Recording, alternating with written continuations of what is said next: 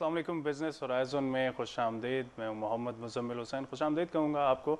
और आज के प्रोग्राम की ख़ास बात, जो कि टाइम थोड़ा होता है, बहुत सारी बातें होती हैं, बहुत बड़ी मार्केट है और मार्केट को कवर करना होता है। लेकिन आज इस प्रोग्राम में बिज़नेस होराइज़न में हम बात करने वाले हैं बजट की। बजट जो है, सबसे पहली और अहम बात यह है कि ये पाकिस्तान की पहली गवर्नमेंट है जिसने अपने टर्नओवर में 5वां बजट पेश किया। माशाल्लाह जी, अच्छी बात है। अगर देखा जाए जमहूरी लिहाज से बहुत अच्छी बात है। लेकिन क्या ओवरऑल इसका इम्पैक्ट रहा मार्केट पे, क्या इम्पैक्ट रहा, किस तरह से मार्केट ने इसको लिया है, किस तरह से मार्केट में ये असरअंदाज होगा, कितना ये बिज़नेस फ्रेंडली, क्योंकि इसको बिज़नेस फ्रेंडली बार बार कहा जा रहा था गवर्नमेंट सेक्टर में, गवर्नमेंट की तरफ से ये कहा जा रहा था कि ये जो है बिज़नेस फ्रेंडली बजट होगा।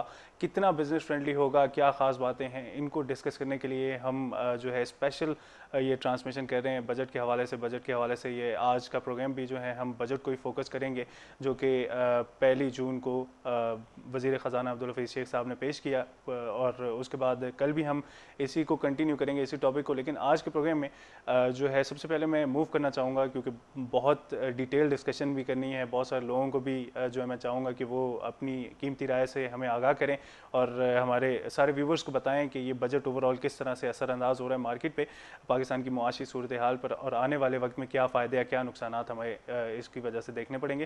खैर, अब सबसे पहले मैं चाहूँगा कि आपको कुछ झलकियाँ दिखाई जाएँ जो कि वज़ीर ख़जाना ने जो बजट पेश किया उसकी क्या सूरत हाल रही, क्या ख़ास पॉइंट्स थे, तो वो मैं आपको दिखाना चाहूँगा।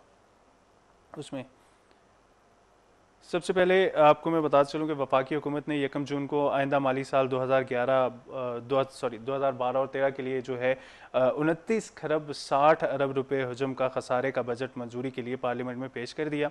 वज़ीर ख़जाना ने मालियाती खसारे का तखमीना 1185 अरब रुपए तकरीबन लगाया, जिसे डोमेस्टिक बोरोइंग के ज़रिए पूरा किया जाएगा। बजट में कोई नया टैक्स नहीं लगाया गया। टैक्स स्लैब्स को सैलरी क्लास के लिए 17 से 5 कर दिया गया। सैलरी क्लास के लिए इनकम टैक्स एग्जम्पशन को 3.5 लाख रुपए से 4 लाख रुपए कर दिया गया। टर्नओवर टैक्स को 1% से 0.5% कर दिया गया।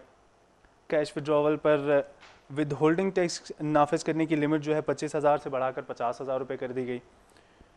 उसके अलावा प्रेसिडेंशियल कैपिटल मार्केट ऑर्डिनेंस को फाइनेंस बिल का हिस्सा भी बनाया गया।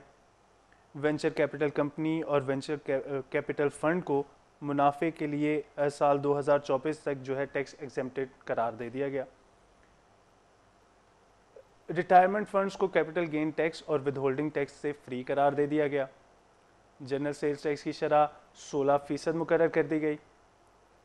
फार्मास्यूटिकल के 88 रॉ मटेरियल्स पर कस्टम ड्यूटी को 10% से 5% कर दिया गया। उसके अलावा 10 अशिया पर फेडरल एक्साइज ड्यूटी ख़त्म कर दी गई, जिनमें फिल्टर रॉड्स, लुब्रिकेंट ऑयल्स और स्किन केयर प्रोडक्ट्स भी शामिल हैं। एसेट मैनेजमेंट कंपनीज पर एफईडी ख़त्म करने की तजवीज़ पेश की गई। सीमेंट सेक्टर के लिए फ़ी टन एफईडी में 100 रुपये कमी की गई, जो कि 500 रुपये से 400 रुपये फ़ी टन हो गई है। तरक्याती अखराजात के लिए 873 अरब रुपये मुख्तस किए गए, जिनमें 360 अरब वफाकी मनसूबों के लिए और 513 अरब रुपये सूबों के लिए मुख्तस होंगे।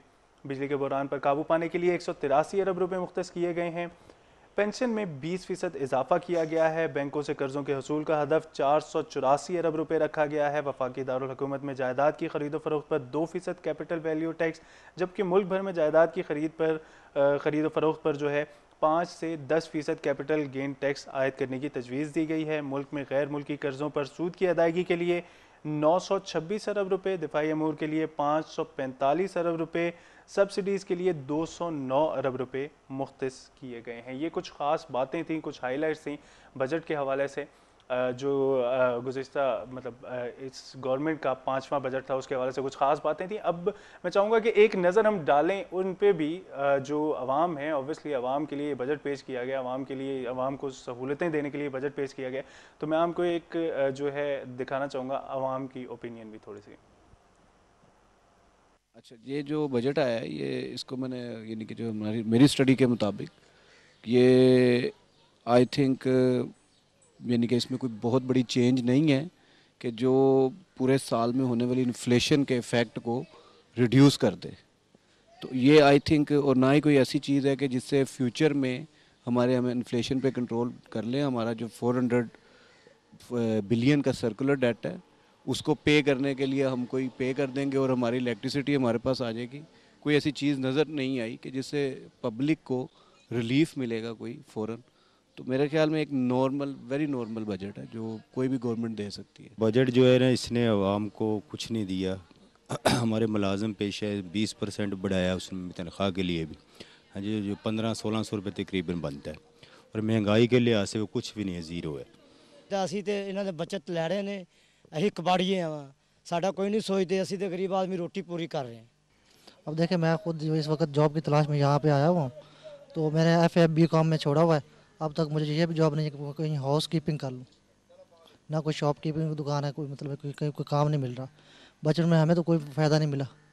महंगाई वैसे कि वैसी है, बिजली जो है ना वो मिलती नहीं है, कोई काम नहीं। जिसका जहाँ अप्लाई करता हूँ वहाँ यही होता है, वो कहते हैं कि काम तो है ही नहीं, पहले वाले जो लोग हैं उनको निकाल रहे हैं। तो बजट में हमें तो कोई ऐसी कोई बात नज़र नहीं आ रही जो हमें फ़ायदा पहुँचाए। की पता बजट होना सी, अनपढ़ बंदे हैं, सानू की पता। असल मेहनत मजदूरी थी, ताज़ी करके ताज़ी खाते पे हैं, बस बच्चे नहीं रोती कमाते पे हैं। हुकूमत ने कुछ देता? हुकूमत क्या दे, वो साढ़े पास सिलाब है, साढ़े मकान ठाए, कुछ नहीं मिला, तो हुकूमत सानू की देसी? हुकूमत कुछ भी नहीं देती ना। अवाम के तासुरात आपने जाने, कुछ गैर मुतमईन सी नज़र आती है अवाम, इसी हवाले से जो है ये तो अवाम की सूरत हाल थी।